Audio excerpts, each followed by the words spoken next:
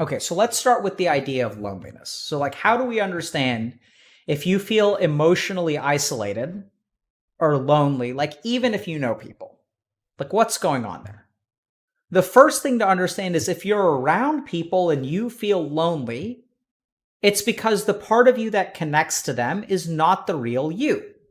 It's the mask that you put on, right? That's why you feel disconnected, because there are all these people around, but they don't actually get to see the real you. They get to see a version of you.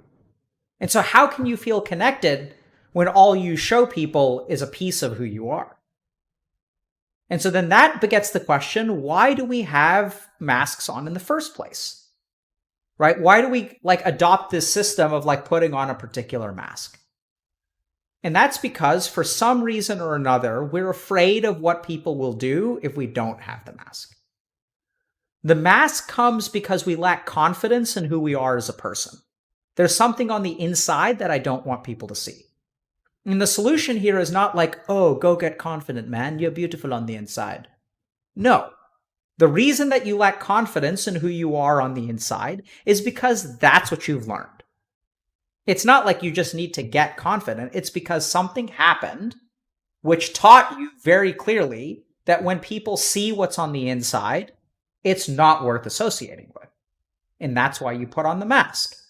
And then you can discover something really, really dangerous, which is that when you put on the mask, things get better for you, right? Because when you hide who you are on the inside, people treat you better. You become nicer. Sometimes you become a doormat. You do things for other people. You're always down for this. You're a lot of fun. You let people borrow money and you don't ask for it back. You become all kinds of things to make the world like you and to make the world an easier place to navigate. And then why would you want to be what you are on the inside where people like aren't your friend when you can be what they like and then they are your friend? And so we discover that the mask actually has a lot of value. It actually helps us move forward in a way that, being your authentic self doesn't. But even though it gives you kind of lots of friends and you can hang out with people and you get invited to places and stuff like that, you're not letting people see who you are on the inside, so you're emotionally isolating yourself. The more successful the mask is, the more alone you feel. And that's the damnedest thing, because the mask is doing exactly what it's supposed to do. It's supposed to get you invited to places and people texting you and stuff like that. You think it's the antidote to loneliness because it's increasing the number of interactions. And yet you become more and more isolated. So what do you do about that? It's hard, right? So we can start with this idea like, oh, you should accept yourself for who you truly are, bro, and live a life of authenticity. And like all this other, like feel good, positive kind of stuff. But practically, how do you do that? The first thing is to understand that there's a part of you that you were afraid of people seeing. And it's going to be hard, but you actually have to like show it to some people, right? You should be your authentic self. And recognize that as you try to be your authentic self, there's going to be a part of your mind that rebels and says, if you say this or you open your mouth or you be like, who you really are, if you tell a friend of yours that, hey, it kind of pisses you off that you drop them off at the airport all the time when they have a flight, but they never drop you off because it could rupture your relationship. But it's authentic. And you have to recognize that as you start to become your authentic self, you can get rejected. And you have to have the courage to face that. You have to acknowledge that, okay, this is going to be terrifying, but I'm going to do it. You have to be willing to lose, because the mask is about playing a game that you can't lose. And by playing the game that you can't lose, you end up never winning, because you're not putting it on the table. You're not actually risking anything. And so something magical happens. It's hard, don't get me wrong. So notice all those things, like when you start to, say something that maybe people will rub the wrong way. Or, I'm not telling you guys to go out and be an asshole, but like the other thing that could happen is like maybe you want to be vulnerable with someone, right? You can say, hey, like I'm afraid that I'm going to be alone forever. And when you disclose that kind of thing, you're going to feel pathetic. And so when you try, you recognize that there's going to be a part of you that's like, don't take off the mask. Don't take off the mask. People won't like what they see. And this is the really annoying thing, is that your impression that they don't like what they are going to see is actually like sort of an incomplete picture and somewhat false. Because that's the bottled up emotion, that's the sense of lack of value that you have in the first place in yourself, which causes you to misjudge. It's the insecurity itself that's speaking. There's a difference between people not liking you and you believing that people aren't going to like you. And that belief starts to control your actions. And the more that you put on the mask, the less that you let people see, the more that belief gets reinforced. Because then what are you showing yourself? You're showing yourself, oh, by the way, when I don't be my real self, people like me a lot. Therefore, my real self isn't worth liking because they like my false self. So every day that you put on the mask, you reinforce this idea that you're not worth liking. Because they love the mask. Why would they like you? The thing is, though, it's all built on a house of cards. It's usually built on one experience or a handful of experiences, what we call samskars.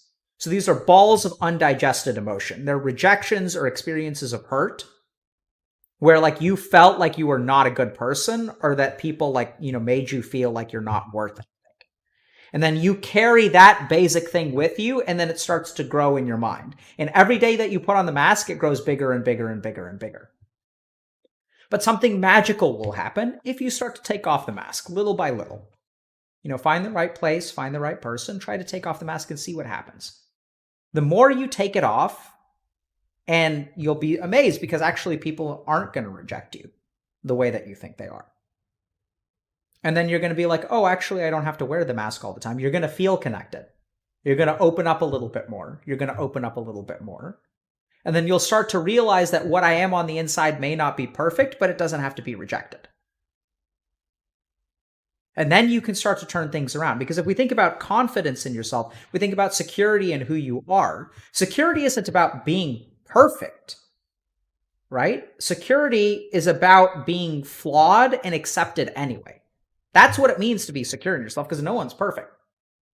And this is the tricky thing about insecurity, is that there are a lot of people out there who try to fix their insecurity with perfection. So what they do is I'm insecure that I don't look good, so I'm going to dress very, very carefully. And if I can dress perfectly, then people are going to think that I'm an okay looking dude. And that's a real dangerous thing, because if I dress perfectly and I go out, and then no one's like, hey man, you're ugly, then I start to think that I have to dress this way in order to be accepted. And what it actually does is feed the insecurity. Because then I begin to think that people's acceptance of me is dependent on how I dress. And therein is the nature of insecurity. That's someone who's insecure. They have to dress a certain way, otherwise they're not worth anything. Crazy. So how do you start? You start by noticing the insecurity. You start by noticing the lack of value. You start by noticing that there is a part of yourself that is terrified to let other people see. That's the beginning. Then what you do is you put your toes in the water. You see what happens. It takes a lot of courage, but you have to take the mask off a little bit by a little bit. And then something crazy is going to happen. Some people are going to reject you, and some people are going to accept you. And the more you let people accept you, because right now the problem is that you're not even letting people accept you. The only opportunity you're giving the rest of the world is to accept a version of yourself, a false version of yourself. And so how can you ever gain security? You've got to give them a shot. And the more that you give people the opportunity to accept you, the greater the chances are that you will actually be accepted. I know it sounds like rocket science. It's crazy. Giving people a chance to accept you is how you get accepted. But that requires courage. It requires difficulty, and it requires noticing. So if you feel emotionally isolated, recognize that it is the very things that you use to protect yourself that are the things that are isolating you. Here you are building a ton of walls so that people don't see the real you, and you're crying because you're on the inside all alone. The very solutions that you create to fix your problems are the problems themselves. And the more that you understand this, the more free you'll be. The more in control you will be. Because what is freedom? It's about, I can't control what other people like me. Like, you're right, but it's sort of like you're giving into like that paradigm. And so if you want to be in control of your life, take a chance. Control isn't about outcomes, it's about choices, right? You can't control what happens when you ask someone out. But when you never ask anyone out, you feel out of control in your life. And what you try to do is control for perfection. You try to make them say yes. And all that thing just feeds into your insecurity.